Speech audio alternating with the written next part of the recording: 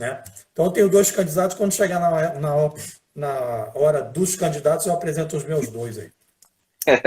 Fazendo Perfeito. esquema na live aí. Muito, muito bom, muito bom. O pessoal tá tudo perguntando aqui já, querendo saber o nome e tal.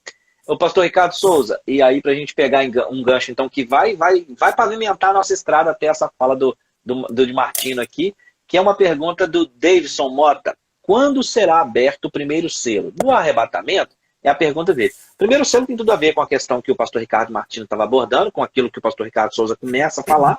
O pastor Ricardo Martino caminha por essa estrada aí. É porque o cavaleiro do primeiro selo, ao contrário do que algumas pessoas pensam, inclusive eu penso que, eu acredito que essas pessoas que pensam isso são as mesmas que espiritualizam a profanação do templo. Elas acreditam que o cavaleiro desse primeiro selo seja Cristo, e que ele saindo para vencer, seja o evangelho. Inclusive alguns que se utilizam disso, vão no grego. Você sabe que, pastores, eu gosto muito do grego, gosto de estudar o grego, tem aqui o Novo Testamento grego interlinear, tem dicionário do grego, só que eu percebo, nesses anos todos, não sei se vocês dois partilham disso, que tem gente que se apega tanto à etimologia, tanto à tradução do grego, e ele para de analisar o contexto para analisar o significado da palavra. Por exemplo, alguns colegas aí, por causa do grego, eles se fiam nessa questão do vencendo e para vencer, e entendem que então é a pregação do evangelho que só pode ser Cristo por causa da força da palavra grega empregada para vencer. Porém, é a mesma palavra empregada em Apocalipse 13:7, quando diz que o anticristo fará guerra aos santos e os vencerá. Então, ele, assim como ele está vencendo na abertura do selo, ele está vencendo os santos em Apocalipse 13. Então, uma coisa que eu estou tentando chamar a atenção nas minhas lives, inclusive na live quando eu falei de Apocalipse 3:10, do arrebatamento, que alguém levantou, não, mas esse Apocalipse 3:10, que eis que eu te guardarei da hora da aprovação, isso aqui muitas vezes era utilizado para livrar de dentro para fora. Mas eu mostrei na minha live que em vários outros textos também foi utilizada a mesma palavra grega para como que antes do evento, inclusive na Septuaginta grega. Aí, para os irmãos que estão em casa, assista lá essa live que vão entender. Então, por que eu estou chamando a atenção aqui? Porque o Davidson pergunta, quando será aberto o primeiro selo? No arrebatamento? Essa pergunta é interessantíssima, porque o arrebatamento, quem vem no arrebatamento é Cristo buscar a igreja. Quem aparece no primeiro selo é o anticristo, mas quem abre o primeiro selo é o Cristo. Então a pergunta dele tem nexo, tem muito nexo, né? Se o primeiro selo aparece no arrebatamento. Isso é interessante, comentem aí. Pastor Ricardo Souza.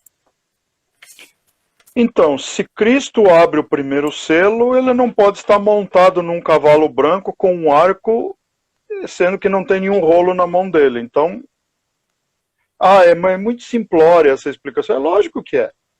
É simplório demais, mas é aquela velha história, né? Você fala para uma criança, a criança vai dizer assim, mas Jesus Cristo não está lá no céu? Como é que ele está abrindo o selo lá no céu e agora está cavalgando um cavalo lá na terra? Então não faria muito sentido. Mas a ideia é assim, gente. Não há como estabelecer, há várias teorias, mesmo dentro do pré-tribulacionismo, e vocês já devem ter percebido aqui, mesmo entre nós, que nós somos muito concordes naquelas coisas que são básicas, e eu já expliquei a minha posição sobre o arrebatamento. Eu não sei se é antes, durante ou depois. Dentro do nosso bojo dispensacional, aqueles que acreditam que para que o anticristo, e aí que eu entro, o aparecer na terra ou manifestar, ele apareça, a igreja tem que ser retirada. Ok? Há essa teoria muito forte, a igreja tem que estar fora para que ele apareça. Então, há defensores de grandes nomes, Rodrigo sabe disso, Mestre Martino também sabem disso, há grandes nomes que defendem essa propositura de que, para que o anticristo realmente surja como esse cara com a coroa Stefanos do vencedor e para vencer, a igreja tenha que ter sido já retirada da terra. Então, a igreja já foi retirada da terra, o primeiro selo pode ser aberto a qualquer momento. Essa é uma teoria. Eu, particularmente, já vejo o arrebatamento não associado ao surgimento do anticristo, porque há aqueles defensores, e eu respeito e até concordo de certa forma com eles, de que para nós, igreja, é muito difícil conjecturar, ou melhor, É fácil conjecturar, porque a conjectura leva ao pensamento e a verdade leva à mudança de comportamento. Então, conjecturar é bom para ajudar-nos a refletir e pensar. Porém, muitos acreditam que Deus não deu à igreja essa condição de conhecer ou reconhecer o anticristo, porque não é ele que nós estamos esperando. Então esse é um ponto. Porém, os que ficarem saberão, por incrível que pareça.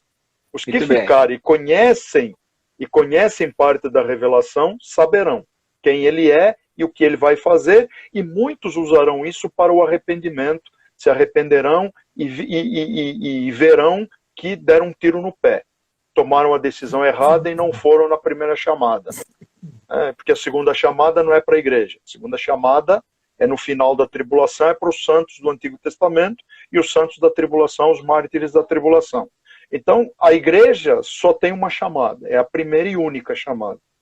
Aí não pode conhecer o anticristo. Então, há várias situações, meu caro Davidson e nós aqui, que nos levam a ponderar e pontuar em relação a isso. Eu não vinculo o arrebatamento ao pacto, à tribulação. Eu vinculo a tribulação ao pacto.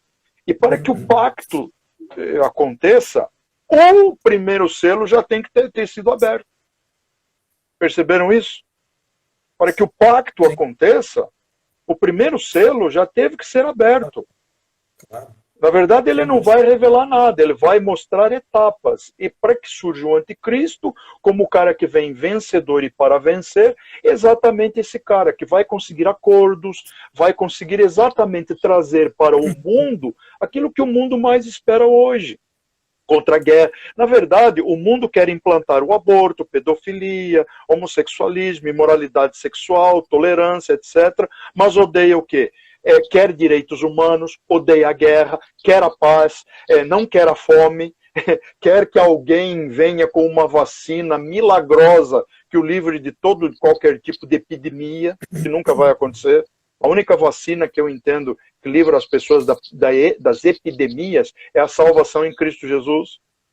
Nem que tenha que morrer, mas vai estar salvo e vai entrar no céu curado, como eu sempre defendo essa ideia. Não entra doente no céu, a própria palavra de Deus diz isso. A própria palavra de Deus mostra isso. Os próprios sacrifícios do antigo veterotestamentários e do próprio Senhor Jesus mostram que o cordeiro tem que ser sem mancha. Porque exatamente no reino futuro, no reino dos céus, no reino milenar, haverá a saúde, haverá a longevidade, a morte estará em suspensão, haverá pecado sim, e morrerão em pecado, mas aos 100 anos. Então haverá uma série de características que nos dão a entender que o que o Senhor espera da gente é que a gente tenha essa noção de que aquilo que nos aguarda como solução é para o futuro depois da sua volta. E o mundo espera isso em quem? Nesse cara. Nesse avatar da nova era. Nesse cara que o Islã espera o Mahdi, os judeus esperam o Messias, e o mundo espera um santo milagreiro que vai resolver os problemas de violência, de guerra, de desarmamento, de gente enriquecendo urânio, de gente produzindo armas letais que não precisaria nem a quantidade que tem no mundo, porque poucas delas destruiriam praticamente a face da Terra. Então é como eu vejo, sabe? Essa é uma ponderação sobre as duas questões. Por isso que ele é chamado de avatar de síntese ou avatar das sínteses, né? Como estou pegando um gancho na expressão que você utilizou de avatar, porque ele vai ser, na compreensão de muitos, esse avatar, então, da síntese todas, né? Esse grande avatar, essa grande representação. Pastor Ricardo Martins, eu concordo muito com o pastor Ricardo Souza em dizer, inclusive eu afirmo isso sempre que posso, o arrebatamento da igreja não inicia a tribulação. Muita gente tem essa leitura, mas ela não é bíblica. Ela pode ser uma conjectura, pode ser uma suposição? Ah, sim, claro. Mas o texto bíblico diz, de Daniel 9, 24 a 27, que o que inicia os 7 anos é a assinatura do tratado. Então, isso é muito bacana quando o pastor Ricardo Souza faz, inclusive os irmãos gostaram muito aqui nos comentários. O arrebatamento da igreja ele pode acontecer agora e a tribulação acontecer amanhã, semana que vem, mês que vem, daqui 1 ano, daqui 2 anos, daqui 3 anos, daqui 10 anos. Uma vez que as escrituras não atrelam uma coisa a outra.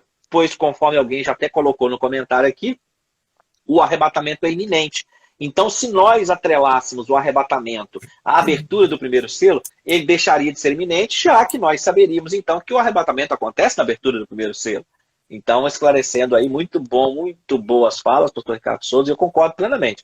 O arrebatamento da igreja não inicia a tribulação, inclusive, sempre que posso, queria até falar isso para vocês dois, eu sempre repito uma outra frase, que é o seguinte, gente, o arrebatamento não encerra o assunto da salvação. Penso eu que isso é outro ponto muito importante para ser afirmado. O arrebatamento não encerra o assunto da salvação. Porque essa semana passada mesmo, eu estive com uma pessoa que ela dizia assim, puxa vida, é complicado às vezes pensar que no arrebatamento da igreja vai subir um número tão pequeno. Porque nós falávamos sobre a parábola da pregação, a parábola que Jesus falou que o reino de Deus é semelhante a um homem que foi semeando, né? E caiu na rocha, caiu na boa terra, caiu na terra seca, caiu nos espinhos, e só um quarto que recebeu. Aí discutindo, eu falava assim, olha, a parábola não é literal. Claro que a parábola não é literal. Ela quer revelar um ensino. Qual ensino? De que a menor parte da igreja, todo mundo que recebeu, a menor parte é o que está preparado para ser arrebatado. Nessa história aqui, no caso, é um quarto. Aí a pessoa até comentou, falou, puxa vida, mas só um quarto ser salvo? Aí eu disse, então, esse é o ponto. Um quarto, no caso, que recebeu o evangelho, ser arrebatado, ainda que o número não é literal. Né? Ainda que o número não é literal. É só querendo dizer que a menor parte está preparada. Aí eu chamo sempre a atenção, imediatamente após. Entenda, porém, que um grupo aí que está preparado, que é a igreja verdadeira, vai ser arrebatada. Porém, o arrebatamento não encerra o assunto da salvação, já que haverá salvação na tribulação. Porque uma parte da igreja vai, a parte fica? Não, conforme o pastor Ricardo Souza falou, a igreja verdadeira ela é arrebatada. O sujeito que... Mas e o cara que está na igreja que ficou? É porque ele não era igreja. É porque ele ia na igreja. Né? Diferente, né, pastor? Eu agradeço o Davidson, que é do nosso grupo de escatologia, inclusive participe do sorteio do livro do pastor Rodrigo, que será sorteado em breve, ainda em julho. E quero agradecer a pergunta do irmão Davidson sobre quando será aberto o primeiro selo. Só ficou faltando a minha resposta. Eu vou para Apocalipse 6, vi quando o Cordeiro quebrou o primeiro dos sete selos e ouvi um dos 4 seres viventes dizendo como se fosse som de trovão. Vem. É uma ordem. Ele não pode se mexer espiritualmente falando, fisicamente falando, se Jesus não falar vem. É uma ordem. Ele está sob a ordem de Jesus. E aí eu vou para 2 Tessalonicenses, capítulo 2, versículo 7, que diz o seguinte, porque o mistério da iniquidade, que as duas passagens estão bem interrelacionadas, porque o mistério da iniquidade já opera e aguarda somente que seja afastado aquele que agora o detém. Ora, quem é que o detém? É o Espírito Santo. E em inglês, a palavra é restrain, de restringir. Então, ele não pode entrar porque ele está restrito ao vem de Jesus. Então, respondendo ao meu amigo Davidson, meu caro colega, ele só pode vir, concordo com os pastores aqui, o arrebatamento acontece, e aí é dada uma ordem. Vem, meu filho.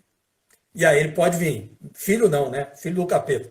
Mas todo mundo olha para o cavalo branco e acha que é um cara, que é o cara que vai resolver os problemas, tal, mas esquecem de olhar para os cavalos que vão seguindo ele, que é o da fome, da guerra, da morte, etc, etc. Eles só olham para o primeiro cavalo. Então, espero que a gente possa ter, cada um dentro da sua temática, respondido ao nosso amigo do grupo, Escatologia Davis. Muito bom. Creio que respondeu sim.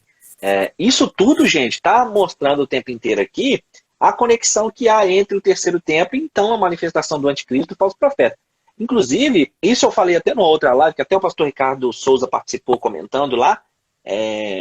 Naquela ocasião eu havia feito, não sei se o pastor vai se lembrar, das 2.300 tardes, a parte profética, você até foi comentando lá sobre os 2.300 dias.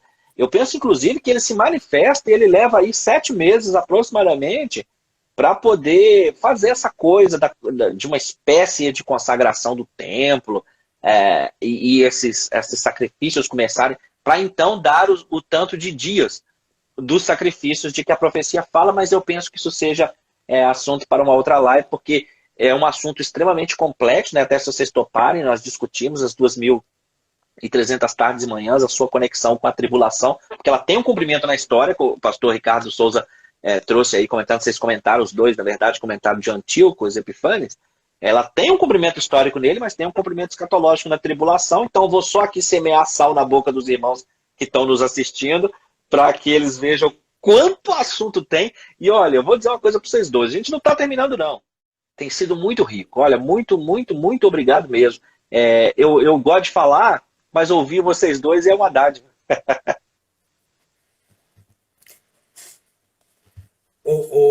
Pastores, vamos falar um pouquinho só, né, sobre a característica em Daniel 7. Ele vê um leão, um urso, um leopardo e um animal terrível também no final, né? Então, o leão tipificando Babilônia, urso Medo-Persa, leopardo Grécia, e animal terrível era algo meio que talvez uma mistura de todos, mas com um aspecto terrível, né? E aí, eu queria que o pastor Souza pudesse estar falando um pouquinho sobre isso, um mix desses 4